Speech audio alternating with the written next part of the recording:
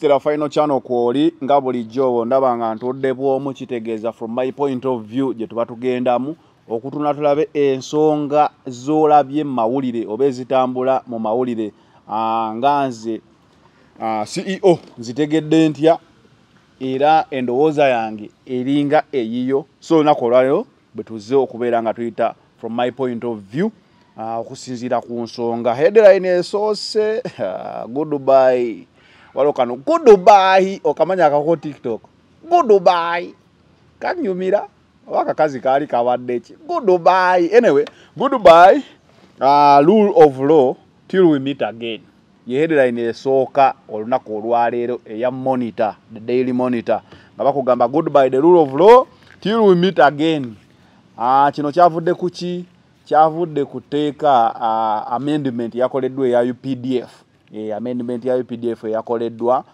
olunaku olweggulo yapasingiddwa ne bongeramu ebinonogo byo bye basuubira nti wano gwenga munnansi gwandaba naawe ali eyo nga toli munnamagye officially etteeka lyayisiddwa nga essaawa yonna ogenda kuwozesebwa mu military court martial emabega kaawo edda nga military court martial etandika yali ewozesa abajaasi nga onogamba disciplinary committee y'essomero nti essomero erimu lyosomeramu tosobola kukola musango mu ssomero ddala ne bakuleeta muli abano nti munnaye kuba zonna zi disciplinary committee kati ne court martial eno yali y'abamagye oba aba bakozesezza ebintu ebiringa byamagye agamba nga emmundu okubba ebyambalo by'amagye wadde toli mu amagye n'obyambala abaali bakola zi road blocks ebyo ebityo bwe byali naye twatuukidde wano nga military court martial mbutuufu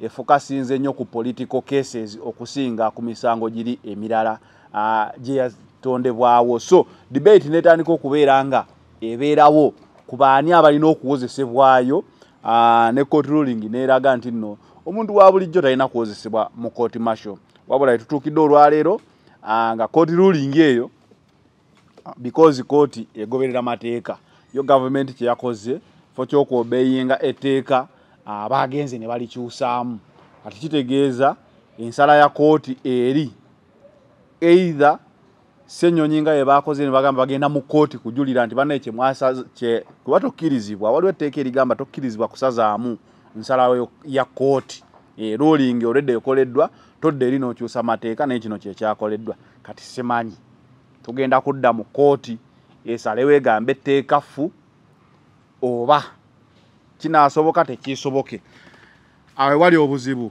waliwo amateeka agakoleddwa olumu mu parliament ddala etteeka ly'ebisiyaga lye tusinga ffenna okujjukira lyali liyisiddwa kooti n'erijjawo so president ebaddewo nti waliwo etteeka parliament lyesobola okuyisa ne mulopa mu kooti ne bagamba ensalawo ya kooti egamba eryetteeka situufu naye nga batera kusinziira ku koramu nti ennamba eyayisizza temala wano simanyi bagambye engeri etteeka gye lyayisiddwamu lyabadde veegi lyabadde lirina amaaso lyabadde likyusa ensalawo ya kooti maybe the grounds bagenda oyimirirako but wetuli from my point of view this was more of a political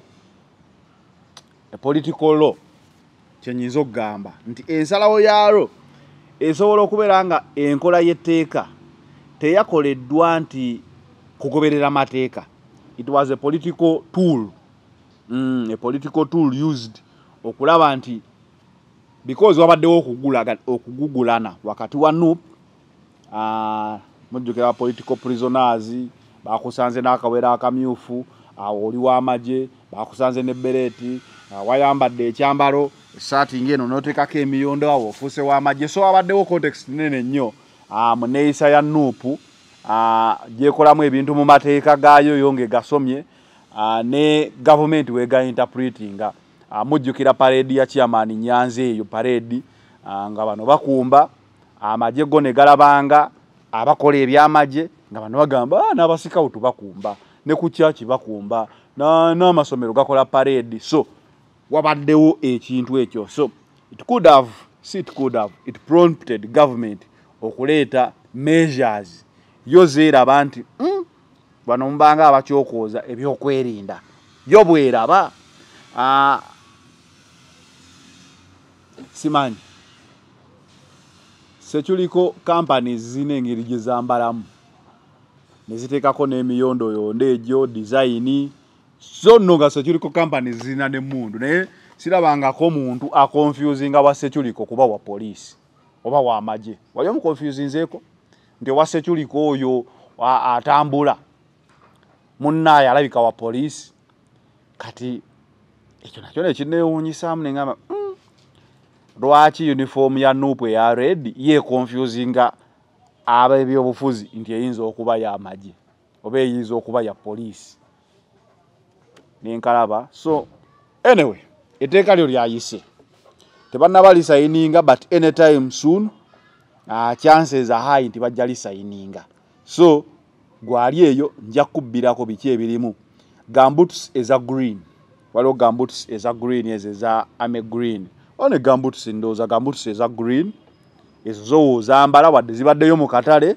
official ojja kutwalibwa ng'omujasi engato ya black eno gye bambalira ku suit that black shoe mwabambala zijento nabagamba nze sikuba ddagala so Gerard esaawa yonna sigo yambala engato za black nezimasamasa esaawa yonna wandibanga oyinza okutwalibwa olw'okwambala engato ya black eyo engato ya black nalabyeko ndowooza ne ya maroon abayambala zijango boots eza black ezo abana abadde bazambala jango desert boots ne jango ezo eza black nazo esaawa yonna oyinza okuba nga otwalibwa abambala kawunda suits eya green eya blue sky blue ndowooza oba ne maroon esaawa yonna oyinza okuba nga otwalibwa mu ngeri emu oba endala oba okitegeera abambala beret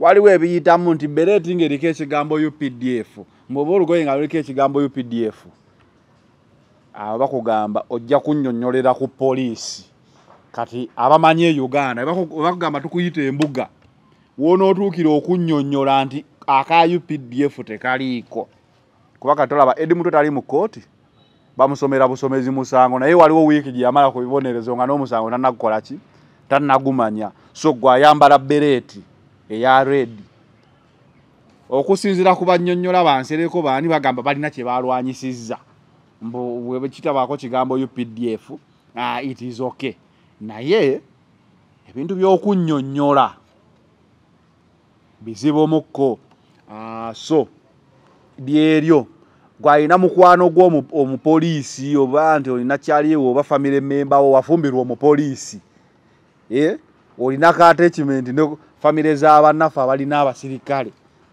essaawa yonna okwaniddwa omusirikale that is how tough this law is nti oli girlfriend wa musirikale singa wabeerawo enkola y'omusango okitegeera bajja kugamba olina akakwate ku ki kirungi nze anko bange bonna abaali mu magye baafa kati simanyi oba alinako ekijjange wamwe waliyo k'omusirikale anyway etteeka lyo lirabika nga lyakoleddwa kusika ba civilian kujja ki kubawozesa mu kooti masho already n'abaaliyo kooti be yali egamba batransferingibwe babadde batubidde ne gavumenti katugenda kulabako nga bali ku round about baddayo ate olugira ne bagamba nti omusango omukadde oba omusango etteeka terivuga nga lidda mabega kati awo simanyi I will stand a chance to be corrected but the public feels yabadde targeted ba civilian n'okubeera nga babateeka mu court martial of course ekibateesa mu court martial wadde owulira ekigambo nti court martial but court wandibadde genda kuwoza kufuna bwenkanya oba ddala wakola ekintu court zino zetubaddemu you are innocent until proved guilty oba until proven guilty you are innocent naye ate bakutwala mu court martial you are proven guilty until proven innocent oba ontegeera mu court ya bulijjo you are innocent until proven guilty mu court martial you are guilty until proven innocent kitegeeza ki eri ekibonerezo kyo mu court martial kitandikirawo you are guilty till proven innocent ate eno mu court you are innocent till proven guilty. Ndowooza mutegedde lwaki abantu batya court martial. That is the brief explanation gye nnyinza okuwa. Storming out of parliament olunaku olwajjo.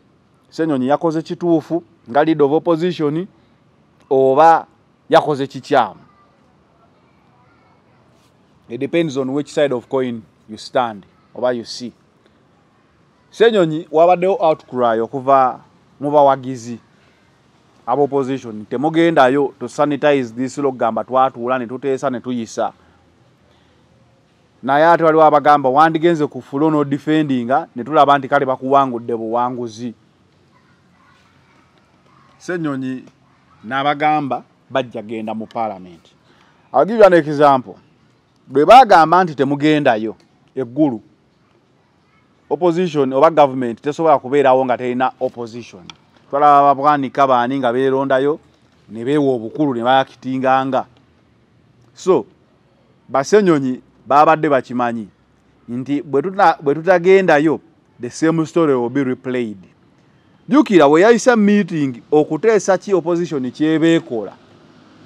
Opposition bali mu 100 plus yafunyeko ababaka 3. Kitegeeza ensanvu zabadde uncounted for. Ensanvu ze ziriwa nupo erinako ababaka 5 mu something.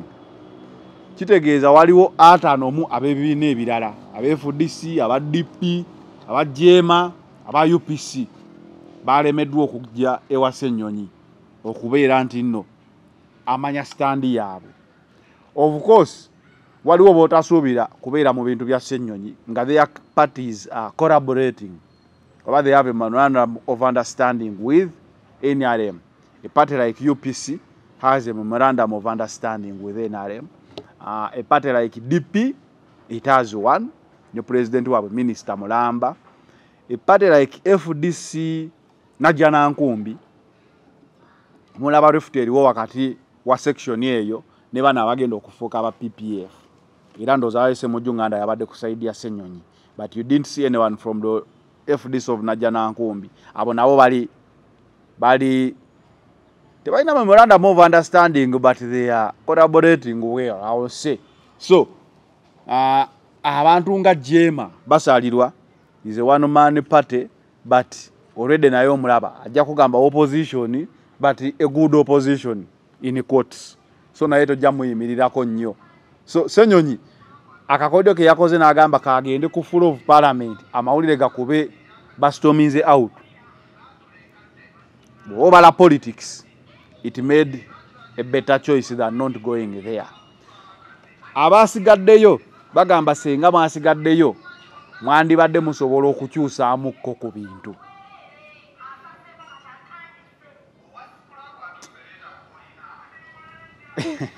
Motosoji weko waliwo obokola akalango ne kayitawo bikunkukunyi biyenje sembera wano nokkiriza n'ogamba waayi ebikunkukunyi biyenje bisobola okubeerayo nga binasembera kati wabadure enkadde fridge efudde biki ke kalango ke muwuliddawo akayiseewo tuli Uganda okusinzaawo nawo otulabira abatwalira mu nsi z'ebweru ffe eno bagula n'ebifudde. So ke kakayitamu temukafaako nnyo katweyongereyo mbaddewa badde ku strategy ya Ssenyonyi nti okumuvinga out abamu bagamba mwakoze bubi abasigaddeyo balina kye bawanuddeyo balina kye bawangudde mbu Nsereko yalwanye nnyo okulabanga ekintu ekitaliiko UPDF label yalwaniridde ab'obukofiira asobola okuba yabalwaniridde n'obuuza nga we yabalwanirira ddi nga yabalwanirira ddi tekiri kye nagambye tibajja genda bakugambe twalwanye kino ne kijja nga Kakande naye waagamba nga we yalwanirira ddi gwe wakakofiira bwe twogera ab'obukofiira muba mwetegedde nga bano abakulu we babalwanirira ddi era okukkiririza mu bye bagamba nti babasekiwalingidde. Okitegeera oli akugambye nti bulijjo takwagala mujjawo n'agamba naye olunaku olwaleero akusiikiddeyo kamere kano n'akava olyeko munnaaye enjala tekutta. Oyinza bagamba akafa omukkuto tekaluluma, si bwe kiri? So oli woba omanyi takwagala nga ddala ebintu byonna biraga takwagala, bw'avaayo n'agamba yakulwaniridde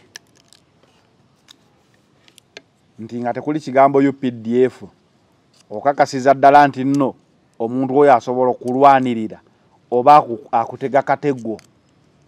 Kiki kye nagambye nti ebyambalo bino obwanga obirina mu mateeka bayinza okugamba nga tekaliiko, naye bye babadde bakwata bulijjo babadde babakwatira mu tteeka ki? Kugambye in the military court martial you are guilty till proven innocent. Mweno koti ya bulijjo you are innocent till proven guilty. Bwe banakwata ng'ojjayo nti abasajja bali abasigalayo ababiri baatulwanirira tekuli kantu, ng'omazeeyo nno emyaka 5 bagambe munnaayo owangudde, si bwe kiri? Oba owangudde naye ng'omaze emyaka 5 kati egy'etaano maafi awo mukoleko. I think ojjukira we waliyo okulonda ekawempe ne bagamba banaye bafuutu soldiers temwambala overall temwambala ki? Nuupu teyawangula, yawangula nga tetulabye omuntu yenna ayambadde wadde akakofiira akamyufu wadde overall wadde ki. According to timing right now kiba kyamagezi, kiba kyamagezi nnyo timing right now okumanya kiki olina okukola naddi. Osobola okwambala ovuloyo nga teriiko wadde kalebo konna okugyako baaji ya Nuupu, oba nga ne baaji teriiko, oba n'oyambala essaati yo emyufu nga olabayo ndi muya white n'oyambala saati yo emyufu nga just saati myufu, si bwe kiri? Awo oba oyambadde byamagye oba toyambadde byamagye, oba oyambadde essaati yo myufu. Naye kyewuunyisa emyufu teyali ya UPC. UPC we yayambalira ebimyufu nga tewaali buzibu. Lwaki njogeddewo entyo? Kankukubira akatambi kano ka Hajati Namyalo. T-shirt yo yeno kyoluka gundi Kyagulanyi abadde atukubisa anti oli ye wa mayembe ate wa musaayi, tewali musaayi, musaayi gujjisawo musaayi norekyo. Set up for the best. Museveni is the best. Yes. Namyalo omusajja twamukopye nga tumukopa ki guno naye yakopa musamba gwe wakiwanuka anti kiwanuka tomanyi yayambala red. Twakaba yambala red kati kitegeeza nti naye yakopa ate red tebagikopa. Embeera yeno bweti bweri. Oyo Hajati Namyalo. Let us embrace our responsibility. Hajati Namyalo alaba nnyo NUP. Si yagamba say no to protest vote. N'akola omukolo. Kati yakubye esaati za General Museveni eza red. N'agamba bulijjo kino Kyagulanyi kyakola ki? Kyatukubisa kubeera na saati ya red eyo. Kati simanyi oba pate kalazi zeetale muzigenda kukyuka. But ngezaako kulaga kuteeka eryayise jjo era olabanga lyonna lyabadde tailored towards punishing NUP supporters. That is what I can say. Kwa hiyo kwa kwambala byamagye tulabyeko abayimbi abambadde ebyamagye, tulabye ba Eddie Kenzo, ba Alien Skin, ba Chameleon bambadde bonna ebyamagye. Tewaba musango naye omwana wayambala akakofiira akamyufu giba giwunye. Awo beero n'okunnyonnyola oba olidde mu nsi y'olukwe. So tulabyeko aba MP abagenze ekyankwanzi ne bambala bagamba munaye those are exceptional cases babeera bali mu uniform yaki ya kyankwanzi. But anyway awo we tuli olunaku olwajjeera baleese etteeka erya political parties. Baliise batya political parties amendment gundi nayo yafulumye olunaku lwajjo nga bagamba political parties zino ezitali under iPod tezigenda kuddayo kufuna kasente kuva mu government nga nkubuuza political party ki ezitabadde mu iPod. Nana Hub Mouthwash lyeddagala ettuufu yennagakasa mu kujjanjaba endwadde z'amannyo. Amannyo gakuluma bw'ossaayo ekyokya oba ekinnyogo gagasanyalala bw'osenya ovaamu olusaayisaayi oba ogayiza ludda lumu. Senyesa Nana naye weegendereza abafere tebakuguza kappa mu kutiya. Musange mu famasi zonna. Nana yakakasibwa National Drug Authority. Yebeera NUP. Era bagambye teri kuddayo kufuna kasente okuva mu government wotaba mu iPod ne National Consultative Forum. Kati eyo yo emu nupu egibaddemu naye nga ate eyo yo tetuula baagala nnyo eri iPod. Oba okitegeera. So nupu tetumanyi kyegenda kubeera nga ekola kuba akasente ako kaba kaggwanga. Simanyi obeera egenda sigala nga egamba yo tegenda kugenda mu iPod. How will it fund its activities? How will they fund them? Abantu banasonda naye era kijjayo ekifaananyi nti omuntu ali mu kuvuganya ebyaddala oba otunuulidde mateeka from my point of view opposition eyaddala eri mu kuvuganya ebyaddala ebitegerekeka so far it is NUP. Olaba nga amateeka buli kimu kye bakola bagoba agulina. Eno ajja tinamyala akola obusaato obumyufu takozebwa green oba bwa blue oba bwa yellow oba bwaki akozebwa nupu. Etteeka lizze ery'amagye ekizibu ekisingamu era asinga aba political prisoners mu court martial NUP naye etteeka ne lijjira. Political Parties Amendment Bill nayo nejja ensonga zesinza okuyimirirako kulaba nti olina okubeera member mu iPod okufuna kasente nga weebuuza ani atali eyo era NUP. So from my point of view amateeka galina amaaso ate gatunudde nnyo ku side ya NUP, which makes NUP the only true opposition party according to me. Wobanga ddala olina byowakanya NUP olabanga bagitaddeko nnyo olukongoolo. Abasigadde might be opposition party etya tiobeera nga ovuganya bati ovuganya waliwo akantu ke bagamba there is a good DP wamukajjukirako akabambidde. Bw'oba ovuganya nga oli mu bitabo birungi basobola okukkiriza okuvuganya. It is okay okuvuganya kasita ovuganya bya ddala era singa weegendereza okuvuganya tebakugaana mu ggwanga mwekuli era ne Electoral Commission ewandiise ebibiina by'obufuzi bingi ebyagala bibeewo nga bivuganya naye teyagala bivuganyize bya ddala. Vuganya naye tomalaayo nnyo. Kati NUP ndowooza ensobi gye bagivunaana evuganya ate eyagala bya ddala. Ndi mutuufu? Evuganya ate ng'eyagala kuvuganyiza bya ddala. Okuvuganyiza ddala ebya ddala bye biriwa eyagala bukulembeze obwa president. Awo President Museveni wobanga omuvuganya kuba LC1 omuvuganya kuba MP kuba kansala ebyo abikiriza ovuganya ebyo. Bwobanga omuvuganya kubya president nga bya ddala nga toli katumba oyi nga bya ddala ebyo tabyagalira ddala okusinzirawo olaba amateeka awo bukabwe bukubeerako. Besigero yavuganyanga ebya ddala walabanga aba FDC abasibibwanga era nabo bayita mu bintu bye bimu. So okuvuganya okwaddala kya bulabe wobanga kya bulabe wobanga oli mu opposition. Wobanga oli mu opposition amateeka agezaako kulaga okuvuganya ebyaddala kya bulabe babuzeebuze confuse them until they are confused. Awo you okay, you a good politician. So gwe oli choice yo okulondako ovuganya byaddala oba ovuganya awo ensalawo yiyo. But omutwe omukulu gukugambye nti goodbye rule of law till we meet again.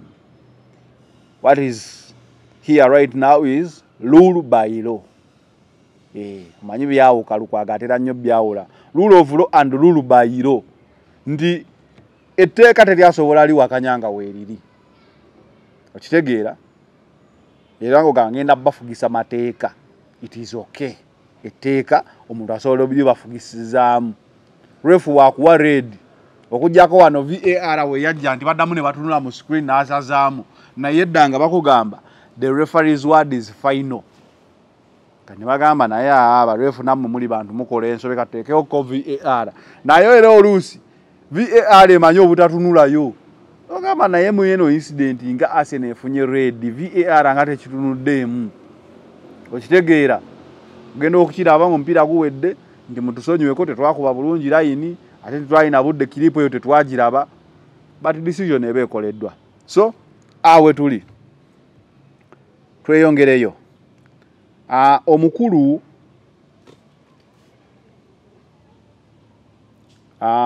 tuli mateeka omusango gwa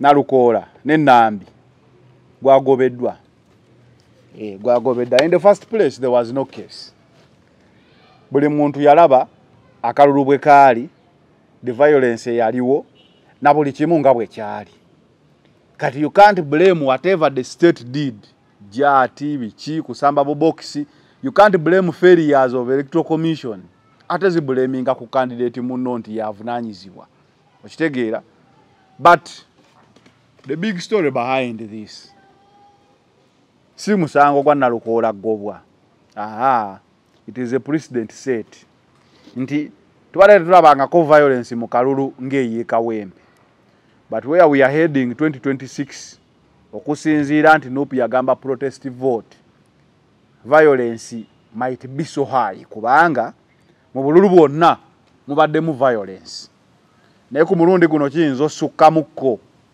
so bapreparinze abantu nti ne bwe kinaasukkamu tebijja kukyusa birangiriddwa okitegeera ne bwe kinaasukkamu kasita anaalangirirwa anaaba nti ye General Museveni tebijja sobola kukyusibwa mu kooti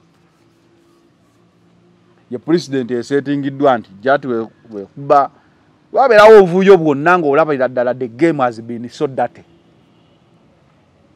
tekijja kukyusa kuba wajja kubeerawo abanagamba ne Kawempe kyali ddade naye oba tebyakyusa byava mu kulonda so nze kyekyo kyensomamu nti in 2026 in case there is any dirty play any disgusting play kasita analangirirwa anaabanga alangiriddwa tewajja kuba kukyusa mbadde nina okubakolera mu rehearsal how ugly voting can be but still mugende mu defending jukira babuza Nalukoola okkiriza nti electoral commission akalulu yakakutte bubi oba bulungi n'agamba yakakutte bulungi because ogamba nti yakakutte bubi kyali kisazaamu akaluluki okitegeera ate ogamba nti yakakutte bulungi ng'agamba ekitegeeza wasiima katulinde wali mu maaso tukabakwatiremu bulungi okitegeera so my point of view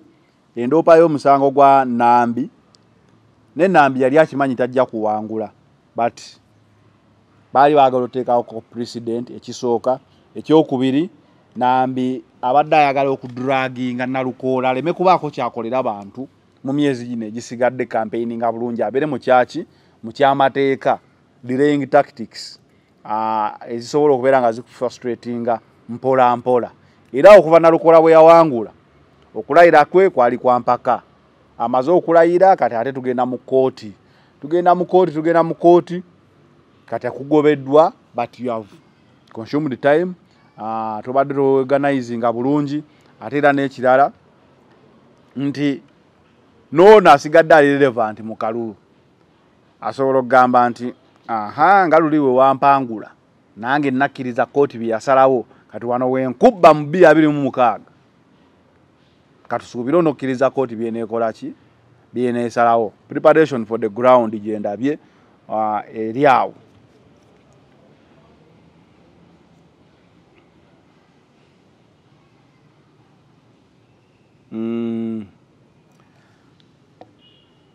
Children below waliwo amateeka agafuluma ennaku zino nga kali very tough in child restraints which are going to be put waliwo in the behind seats of our vehicles as we move. So the business of carrying children on our laps as we drive is not allowed, or even those who sit in the co-driver's seat and carry these children, it is also not allowed. Children below the age of 5 years. So get appropriate child restraints and put them there, and then make sure they are put in the behind seats. Children above the age of 6, 7 up to 12. These ones must also not sit in front of the vehicle or in the front seats, but rather behind, and then they use seat belts.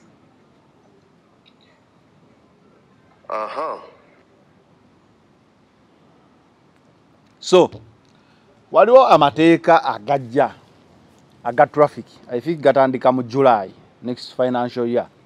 Naye amateeka ago malungi, but penalties ziri very high oba tough okusinziira bw'obiraba nga bwe biri. Kati abaana okubalera mu mmotoka, bino bazadde baffe baatulanga mu taxi n'atasasulira kifo ne bakusitulako. Amateeka agasoose gonna gabadde gali nnyo ku bantu abalina ssente, abadriver abalina emmotoka zaabwe abavuga. Ekituufu twetaaga amateeka, naye penalties ziri waggulu. Oli ajja kugamba tebateekawo mateeka gamenyawo osasule penalties. Kituufu tebateekawo mateeka ogamenya osasule penalties. Kyekiziteesa waggulu to deter you from committing that offense. But kinyonyole ntya amateeka gano, implementation yago bagezaako okunyonyola nti senga oli ku bitaala owa traffic n'akuyita n'ogenda nga kiraze red, era babeera balina okuwa fine. Si bwe kiri?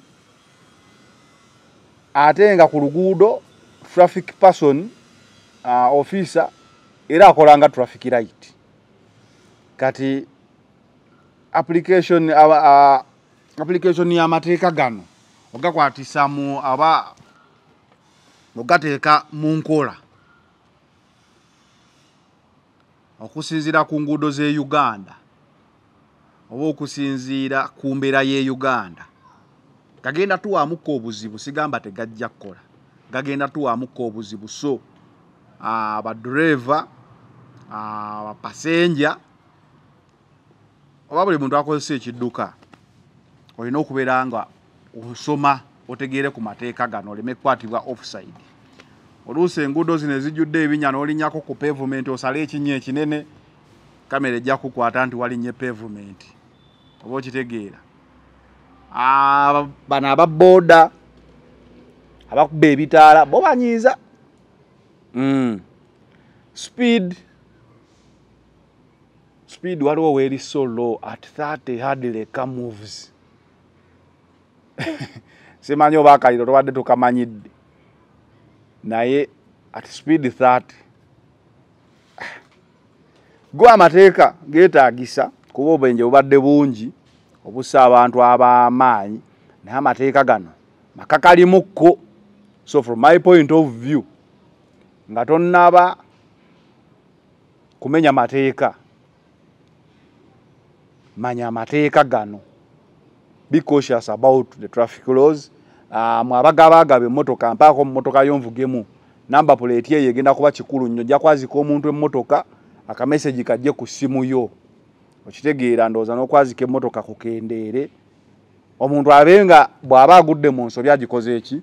Agyegwereddemu. Ngezaako kulaga nti bwe tulaga amateeka gagenda kuba makakali ku buli luuyi, buli sector of life. Batandikira eri mu basuubuzi, joint shipping oba clearing eyo, ne batandika ogikuba iflizi. Nze sire musuubuzi tebinkwatako biki. Ne badda kuba ab'ebibiina by'obufuzi oba politics, sini mu politics biki ne badda ku UPDF kati tuli ku traffic buli ayine emmotoka. Anyway, I think Uganda needed to be realigned ku mateeka. Kyetusaba kyokka nti gabeerenga ga kyenkanyi. Genda kuba ovuga speed ya 3 omusajja ajje n'obugombe wi akuyiteko emisino abanaayi ajje ayite mu one way okitegeera ate gwobenga goyina okudda ku bbali. So amateeka tegalina buzibu kasita gabanga gakwata kyenkanyi nga we are all equal under the law. Ndowooza tusobola okutambula n'amateeka ago. Baba gano go Uganda erabika egenda kunyigamukko maaso awo. Waliwo bagamba tuli mu kisanja hakuna mchezo. Kyali hakuna mchezo. Kirabika kino kibadde kisanja mchezo. Naye ekijja kiyinza okuba hakuna mchezo. Oba kisanja kirommo. Kirommo gijjukira. Bagitanga kirommo nga tamwegwako tamwegenda. Toleka tugera mu kisanja tamwegenda nga agamba nga sinaba kubaleka njagala nsooke mbamalirize bulungi ko bukambwe. Abagamba Uganda erina emirembe ekituufu. Yes, twadde twetaaga ku mateeka. Uganda yebadde yeetaaga ku mateeka agamu naye embeera gye galimu amateeka tegalina buzibu nga tegalina maaso. Naye amateeka gano galina amaaso.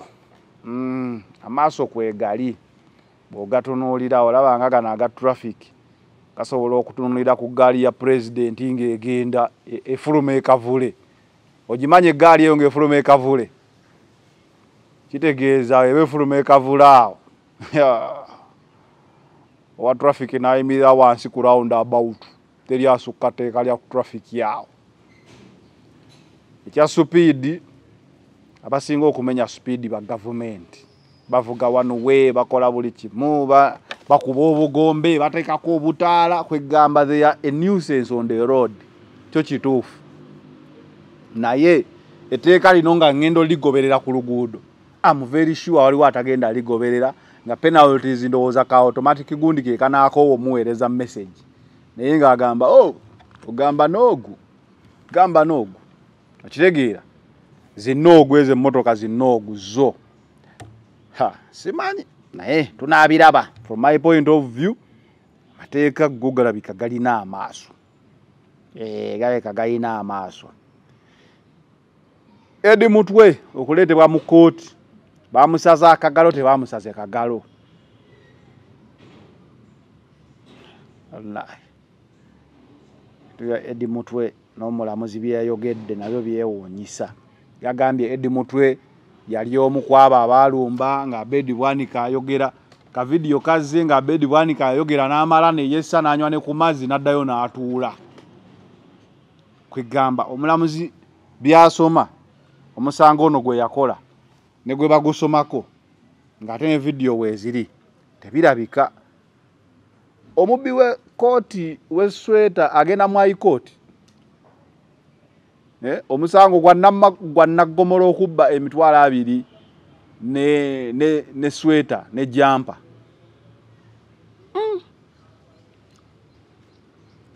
Ebya Edi Mutwe ebyo si byangu. Bye Masaka si byangu.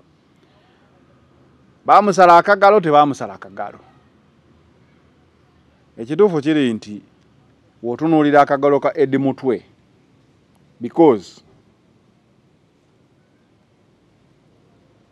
akagalo k'ekitundu kano bw'okatunuulira ayinza okuba nga yafuna injury before. Kyekituufu bw'okatunuulira because okuwona kw'akagalo kuyinza obutaba kwangu mu weeks 2. So abamu bagamba bamusala akagalo, abamu ne bagamba yalina injury ye. Abantu abakozeeko mu Uganda kyangu nnyo osanga omuntu alina engalo y'ekitundu ddala abakola kati nga ffe abeerugazi abakola mu zi factory ezo zitembo eyo mu sukaali ezo mashini ezo ababazi abasala empapula ku nasaawo. It is very easy accidental to lose your finger. What I don't know, because I'd never seen it with Eddie Mutwe, nga simulabangako nga lowaza balutemako oba yafuna injury. Mbadde sirina bukakafu. Naye bw'otunuulira ekifaananyi ekikubiddwa, oyinza okugamba nti the process of curing a finger is not easy.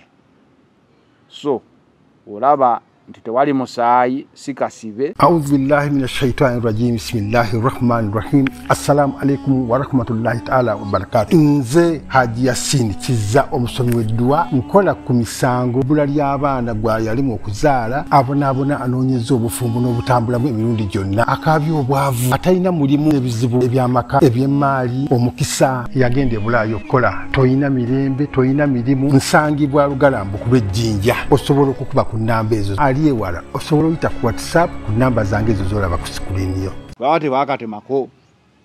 Let's talk about the injury ey'empingu ezamuyingira ku mukono. At least that one can be seen. Sika ogirabanga weeri. Then ne bwe yabadde akankana n'akakongovule. So nga tetunaba kwesiba kagalo kaaliwe katyo wate kaaliwe katyo. The truth is he underwent torture. Yatulugonyizibwa ge mazima. Yatulugonyizibwa goge mazima, because fena tumanyi Eddie Mutwe yatulugonyizibwa kyofola bayabadde akankana akakongovule ne kazimba because teyalinga yazimbye.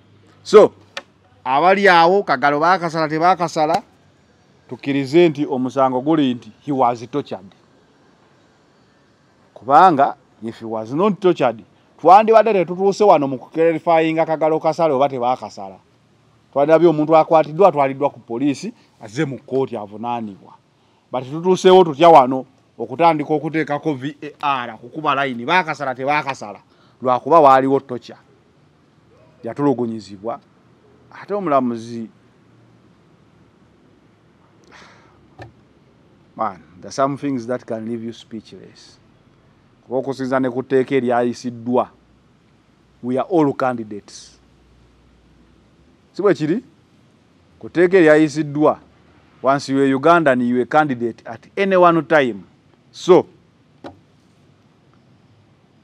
embeera y'okutulugunya, since we are all candidates tulina okugivumirira nti omuntu waba akoze omusango tetugamba tavunaanibwa avunaanibwe, naye tatulugunyizibwa. At least tubeereko ekyo nti kale omuntu akoze omusango akole ki? Avunaanibwe mu mateeka, naye takola ki? Tatulugunyizibwa. Because okutulugunyira tekujjaawo musango wabula kwongera emisango. So ye situation ya Eddie Mutwe.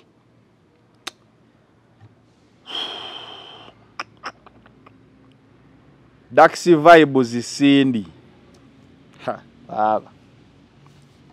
Daxi vibes yategese ekivulu kye kwa Africana 29 August. Poster eya King Cindy, the king herself. Nayo jeri live in concert at Millennium Park Lugogo. Millennium Park yeriwa. Yeri Lugogo ono ali ku Africana. Lunaku lwe lumu.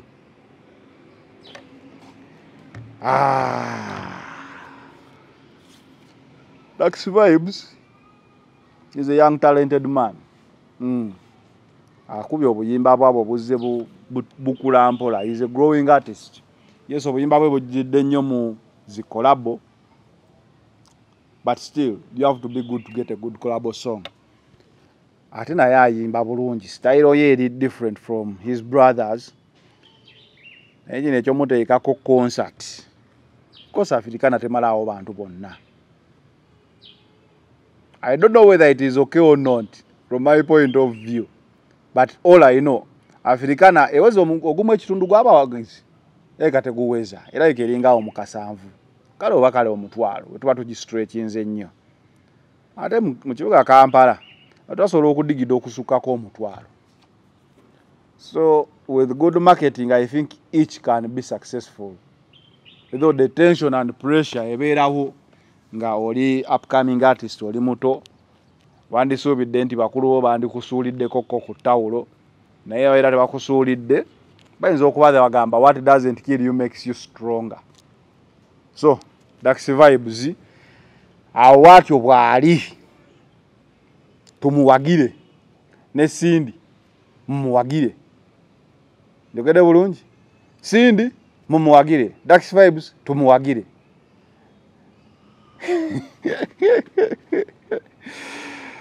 Ala ebintu bisobola okwefuulira.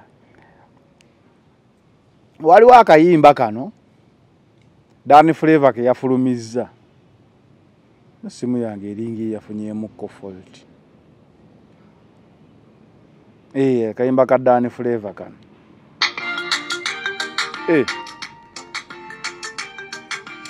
Lydia bakayita Lydia Danny Flavor.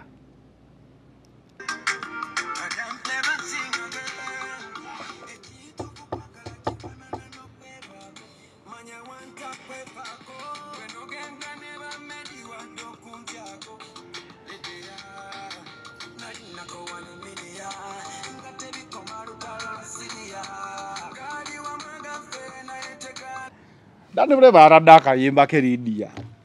Mumanyi mwene bibaddewo ku Lydia Jasmine ne Danny Flavor. Simanyi oba alemezaamu nnyo oba ng'omuyimbi era webibeera nti wofunayo akantu okubayo oluyimba ne mwogera ku nsonga ezo. Naye andikubye kali Lydia yenna abawanuka. N'abawanuka ggulawo tosibaawo olugi. Danny munno nzayita. Badde pita ayita ku media ne bisanga neyimbira byange. So Danny Flavor yakoya akayimba ke bayita n'abawanuka. Nedda bakayita Lydia. Nze mugambye yandikubye n'abawanuka. Naye kyonna kye kiri gye kinaggwera Lydia alayika yayo kyamu naye ndowooza n'ategeera n'agamba kansiizinge fire. Danny Flavor alemezaamu bulemya. Naye nga ndabanga Lydia Jasmine okuva ku interview gye yakola alabika yali asiizinze fire brandi ye okuva brandi we yakunama ennyo obanga kukola interview nga we defending ate buli omu nga akukusalira. So n'okuba yagamba kansiizinge fire ebya Lydia n'abawanuka tubireka awo. Nategeerera nti naali sirina mujja wange namanya nti waliyo mama babies. Nze nali mukyala wa Segirinya Jjudde.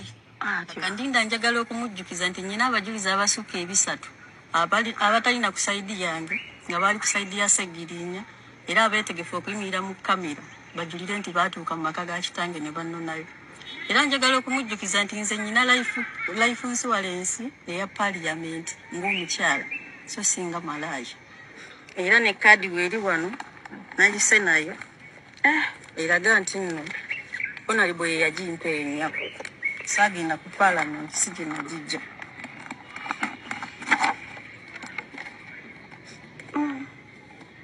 Oyina medical insurance irina kati mama kino kyeki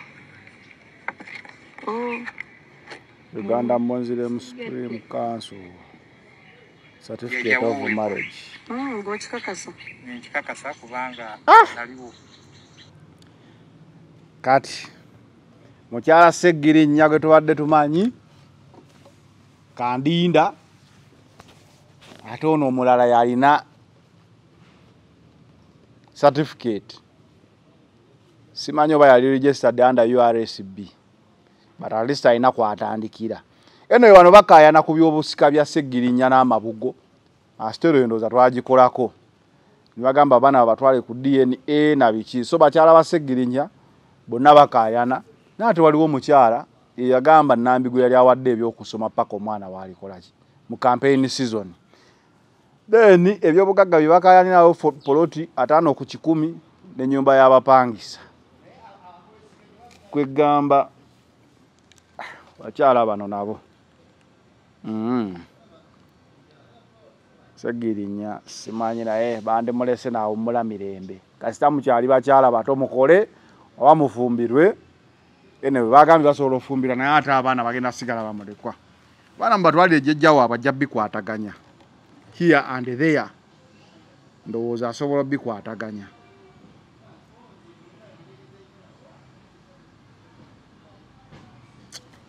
Kale tujja suka wano olunaku olwaleero. That is from my point of view okusinzira wendabye ebintu bino. Weebityo webiri. Naku olwaleero tukatukolewo tujja kudda enkya. Biriwa? Nabyoweereza ku WhatsApp.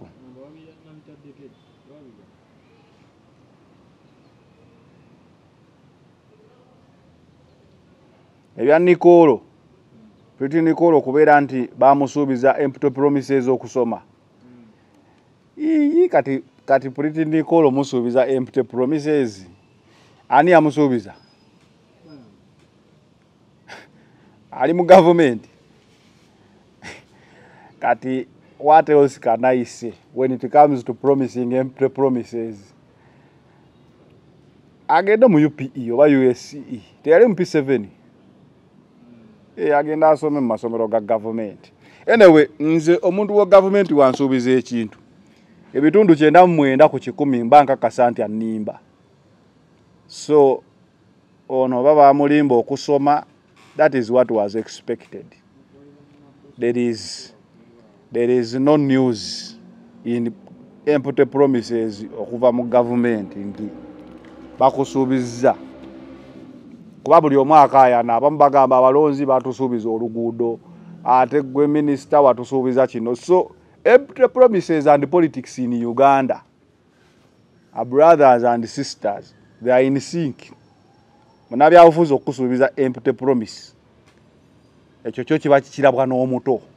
Nze babola abasiina nnyo mikwano gya byabufuzi because they match with empty promises. So gane ono Pretty Nicolo wachi bade namuyita Gloria Bugi bafaanagana. Pretty Nicolo okumusuubiza empty promises kyali kisuubirwa. Kyali kisuubirwa. Nabbosa okwatibwa era byebimu bino twabikozeko olunaku olwajjo. Mugende mulabe show gye twakoze ne Frank Antambi. Nabagambye nti we bakukwata ng'olina any aspiration okwesimbawo mu byobufuzi maaso awo ng'oliko opposition, ebiseera ebisinga bagenda kukusiba paka ng'okuwewandiisa kuwedde. Oba bakute ng'akalulu kamaze okukubibwa. So obanga olina intentions zonna ez'okwesimbawo ku side y'opposition nga ddala oli wa NUP, ekintu musango wandibadde osobola okukyewala. Embeera yonna muzibu okwewala omusango, but gezaako woba ddala ng'oyagala okwesimbawo, kubanga abantu abali mu opposition n'abali mu government batya nnyo abantu ba NUP, balaba nga side y'abantu ebaliko nnyo. Kati ngono omukyala Nabbosa ojja kwesanga ng'ebimusibya bikatinga tuwe either okuva abaagala oba okuva n'abakooba. Yes, ayinza oba yakola omusango naye ekitamuweesa bbeeyo kisobola okubeeraawo because bano abavuganya politically. So olina kuba mugezi nnyo okumanya ani akusiba. Okitegeera either way ani akusiba, ekyo kyo olina okukimanya. Yayinza okugamba nzi bannaayo mumunteereyo neewandiise ekyo kyakyo kiggwe. Akafaananyi kaki?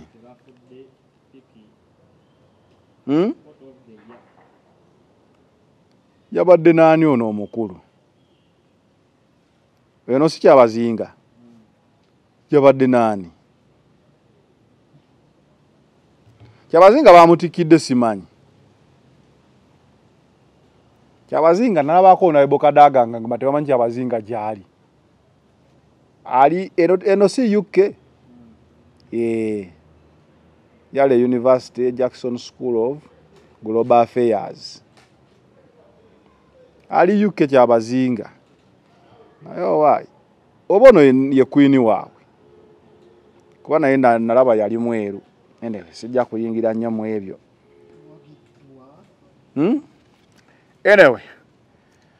Gwe ali eyo ngongera bongezi kujjukiza nti Nana Habo Mouthwash yatutisaako sheno nanono gwalina obuzibu bwonna obw'amannyo buno bireeta omusaayi ganyenyera biki byonna byonna ebyo togula kapa mu kutiya, gula Nana akacupa kali engraved bulungi nnyo okubeera nga kasobola okubeera nga kaawula ku bucupa abayinza okuteekawo obuferefere naye togula kapa mu kutiya amannyo ganyenyera gaguba buno bireeta omusaayi nana akimala mwekwate Haji Yasin Kiza musomi wa ddwa gwalina ebizibu ebyenjawulo naawe beera nga omukubirako Haji Yasin oyo abenga asobola okuyambako mu mbeera emu oba endala olw'ebizibu ebyenjawulo nana habo Biva Organic Dr. Senjo bajanjabisa ddagala lya butonde beera nga osobola okubeera nga ogenda wali emmengo nga akalango wookalabye akujjanjabe mu bulwadde bwonna oba embeera yonna gy'olina Biva Organic bwetyo bweri.